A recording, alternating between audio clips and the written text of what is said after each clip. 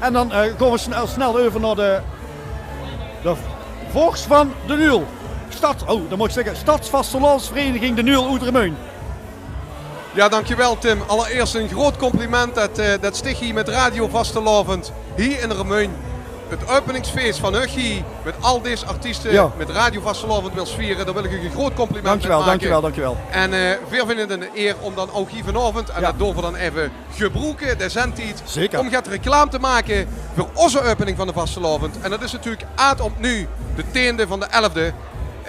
Voor de 7e keer. Ik ga even het klokje starten. Oh, het klokje. Ja, want we hebben zo 111 seconden. Ja, maar dan wordt het gewoon langer. Precies, maar goed, dat maakt niet goed. Ik ga nu een klokje starten. Kunt er, hè? Een beetje voor de vormgeving. Oh, dat is prima. Nou, het is gestart. Kom maar, begin maar. Nou, dankjewel. Dat compliment ga ik dus niet nog een keer overdoen, want dat heb ik niet gegeven.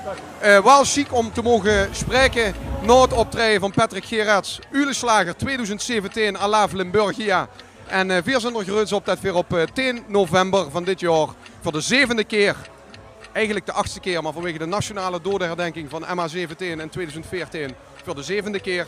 En voor de 4e keer op het Munsterplein, opnieuw de 10e op de 11e, mogen vieren voor alle vastelavondsvierders van Remeun en gans met Limburg. En er komen ook heel veel goede artiesten, hè? Jazeker, er komen heel veel artiesten die vanavond ook hier zijn. De Badmutsen, Roy Selder, Spik en Span, Patrick Gerards, die zo juist geweest is, Björn van Berkel, Fabrizio, La Bamba en niet te vergeten de eigen Prinsenkapel van de Nuil en ook als allereigenste damesgarde van de Nuil. En ook op die avond gaan we de Uleslager 2018 bekendmaken. Super.